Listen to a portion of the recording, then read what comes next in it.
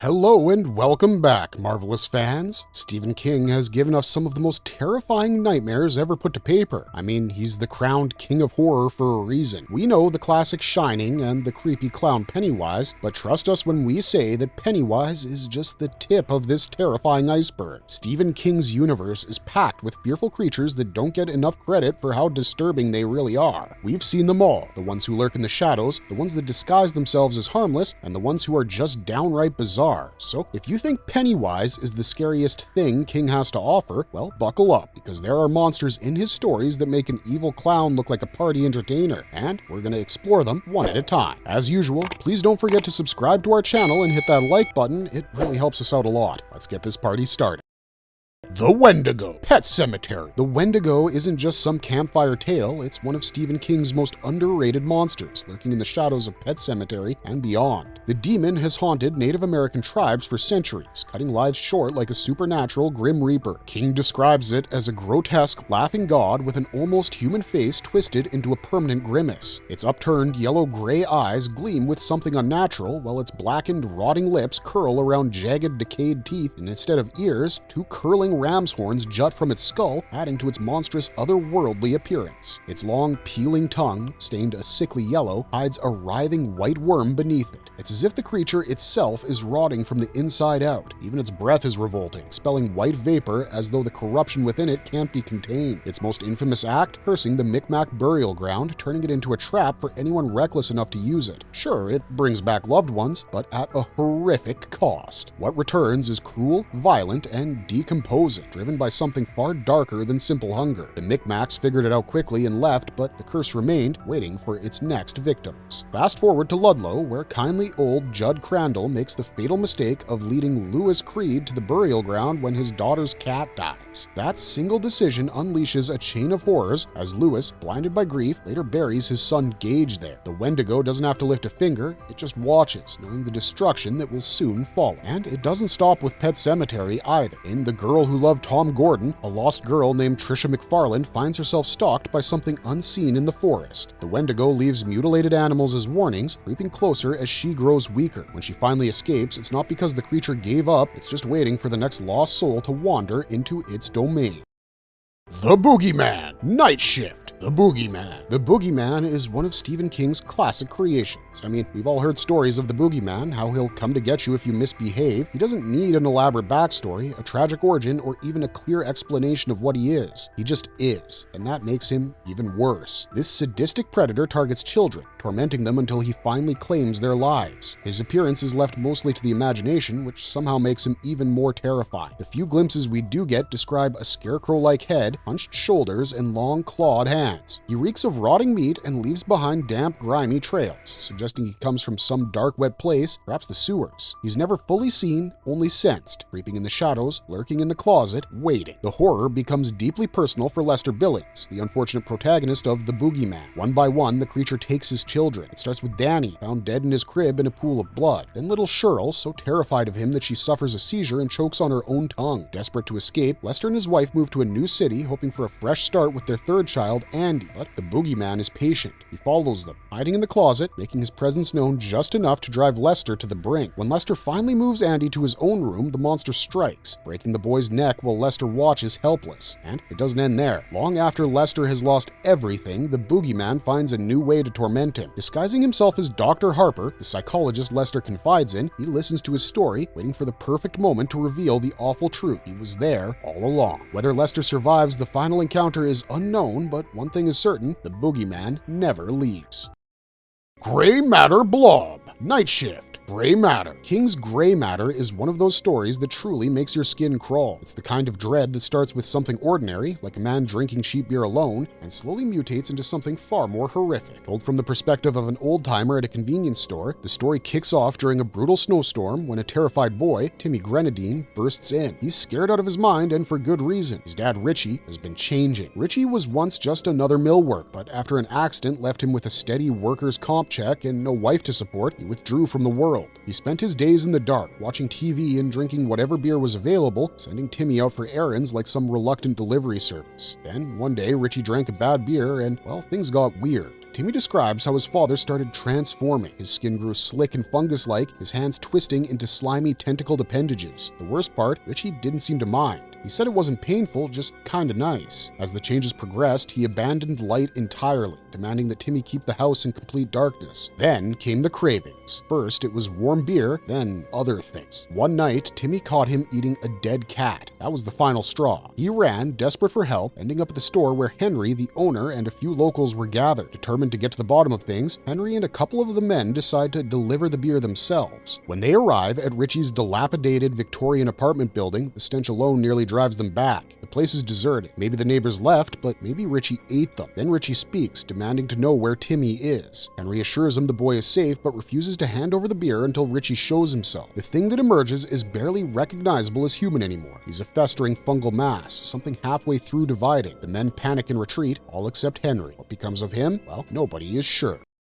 He Who Walks Behind the Rose, Night Shift. Children of the Core. Stephen King's He Who Walks Behind the Rose is nearly inexplicable. He's not just a monster, he's an idea, a force, an evil that slithers beneath the cornfields, whispering to children and twisting them into something unrecognizable. No one knows where he came from, only that he's always been there, hiding in the rose, waiting. In Children of the Corn, he masquerades as a dark fertility god, demanding the blood of adults and corrupting the children of Gatlin into a fanatical death cult. He promises them paradise in exchange for obedience, turning innocent kids into brutal executioners. His influence spreads like wildfire, subtle at first until it's too late. Unlike many villains, He Who Walks Behind the Rose is barely seen, but his presence is suffocating. The story only hints at his form. Perhaps he's a red-eyed monster in the darkness or something even worse. The films take it a step further, depicting him as a writhing underground force, a sky-churning storm of malevolence, or a massive tentacled demon. Fire and wind bend to his will, insects swarm at his command, and those who displease him, they simply vanish into the corn, never to be seen again. His reach extends beyond the fields. Under his rule, children abandon their names, dressing in Amish-like garb and living as if in the 18th century. He dictates their lives, separating boys and girls, forbidding modern technology, and orchestrating nightmarish public rituals that parody religious fervor. Every adult is slaughtered, and when his chosen disciples age past their usefulness, they're sacrificed too. But his cult never truly dies. Whenever his influence wanes, he finds new believers, new soil to take root in. Burn his fields, destroy his physical form, it doesn't matter. As long as fear and fanaticism exist, He Who Walks Behind the Rose will always return. Oh, and fun fact, there's a theory that this entity might just be another reincarnation of Randall Flagg, and we all know how much Stephen King loves Flagg.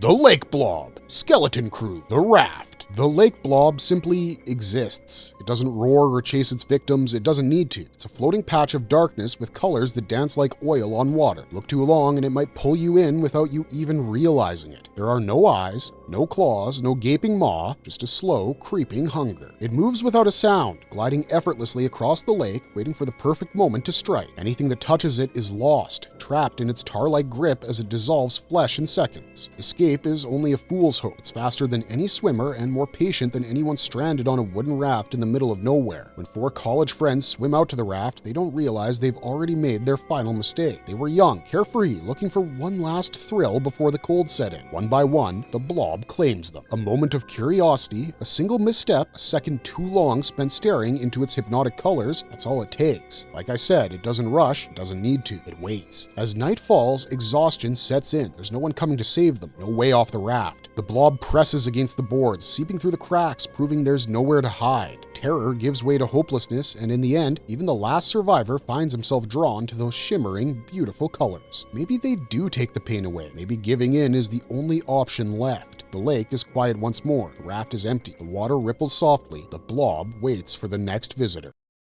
Tack, desperation / the regulators. When we say Tack is ancient, we mean ancient. He's hunger given form, a force older than time itself, waiting for the slightest crack between worlds to slip through. He doesn't have a body of his own, he takes, slipping into flesh like a parasite, stretching it beyond its limits until it withers and dies. Host after host, he moves on, leaving only empty, broken shells in his wake. His gateway is a deep, forgotten mineshaft in the lonely town of Desperation, Nevada. That's where he seeps into our world. whispering in a language that only the dead still remember. His presence is a sickness, warping everything around him. Even innocent little carvings of animals become cursed under his influence, turning those who hold them into puppets, minds crumbling as he pulls the strings. But Tak is more than just a parasite, he's intelligent. In desperation, he jumps from body to body, but in the regulators he finds something different, somewhat different. A young boy named Seth with an already fragile mind becomes his new target. This time, Tak doesn't just control flesh, he reshapes reality itself. A quiet suburban street becomes a playground of horrors, twisting into the image of Seth's childhood fantasies, with Tak's bloodthirsty touch, of course. No matter the world, no matter the form, Tak is relentless. He sees through countless eyes at once, hears through the wings of a passing fly, knows when you're afraid.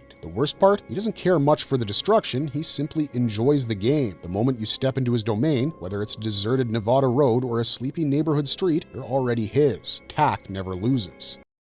Ardelia Lorts, the library policeman. 4 past midnight, the library policeman. Ardelia Lorts was never really Ardelia Lorts. The women of the town of Junction City knew the charming librarian with soft curls and silver gray eyes was just a mask. No one knows where she came from, only that one day she arrived. She slipped into town wearing a stolen body like a well-fitted dress and made herself at home in the library. At first, she was beloved, warm, elegant, just the right amount of mysterious, but behind the stacks, she ruled with cruelty. She didn't just tell children fairy tales, she inflicted them, twisting their young minds with stories meant to burrow deep and fester. She had a knack for knowing exactly what would make them shiver, and she enjoyed it. Fear wasn't just an emotion, it was something she needed, something she fed on, and when her hunger grew too strong, she didn't stop at stories. Ardelia had a way of making people do things they wouldn't normally do. She could charm, seduce, manipulate, and no one knew that better than Dave Duncan. He was young when she found him, full of passion and talent, painter with dreams bigger than Junction City. Their relationship was intense, overwhelming, and disturbing on so many levels. She kept him close, feeding off his devotion as surely as she fed off children's fear. Their nights were filled with endless, insatiable encounters, a hunger that was just as much about control as it was about pleasure. Dave was addicted to her, but deep down, he knew the truth. He was just a plaything, tool, another means to satisfy her cravings. He ignored all the red flags at first, but when she killed 2 kids, that was his breaking point. Then she vanished, hibernating. Decades later, she wakes up. This time, she sets her sights on Sam Peebles, a man who unknowingly stumbles into her domain looking for books to improve his speech. A simple request, a simple mistake. When the books go missing, Ardelia decides it's time for Sam to pay. For her, payment means possession. She wants him, body and soul, and she's willing to drag his worst nightmares into the real world to make it happen. Her illusions slip, revealing the atrocity underneath,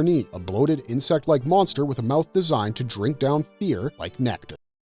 The Long Boy, Lisey's story. The Long Boy isn't just a creature, he's a presence, a shadow that clings to the soul, a thing that sees you and never lets go. Long Boy, with his godforsaken shape, slithers through the eerie twilight of Boogeyman. He is a massive, towering, worm-like horror wrapped in a sickly purple hue. His single, bulging, unblinking eye is filled with something beyond fear. It's a bad kind of funky, poison that seeps into the mind. One look at him and you're marked. The world is never the same. Mirrors become traps. Reflections whisper of what waits for you in the dark. By day, Boogeyman is strange but peaceful, place of escape. But when night falls, he wakes. Long Boy slithers through the mist, his hungry gaze searching, his silent laughter curling through the trees. He doesn't just hunt, he haunts. Those unlucky enough to meet his gaze carry his presence forever, like a sickness that festers in the corner of their mind. He's more than a monster, he's a metaphor, the living embodiment of madness, cruelty, and the things we fear most about ourselves.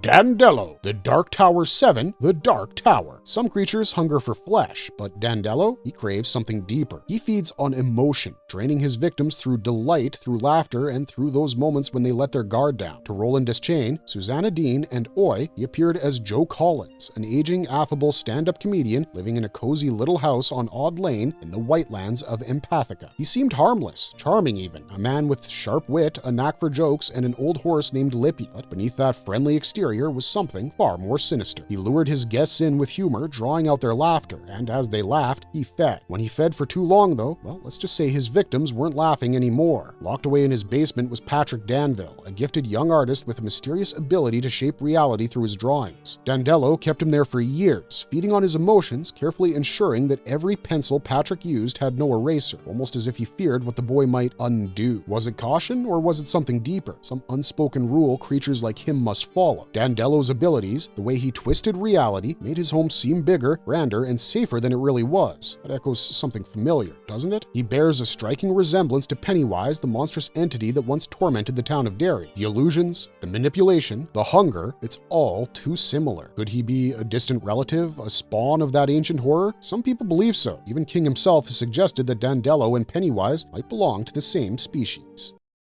Marvelous verdict! There you have it, folks. Some of Stephen King's scariest and most underrated monsters that might just give Pennywise a run for his money. I think my favorite has to be Ardelia. I like how she managed to trick an entire town, and the second things start going awry, she sleeps. That's relatable. That's good stuff. We love that in a monster. Don't you just love sleeping your troubles away? Anyways, now it's your turn. Who's your favorite terrifying Stephen King creation? Did we miss a monster that deserves the spotlight, or is there a creature you'd love a deeper dive into? Let us know in the comments down below. We're reading them and always looking for ideas for new videos, so let's talk all things creep. Otherwise, thanks for watching, stay safe out there, and have a marvelous day.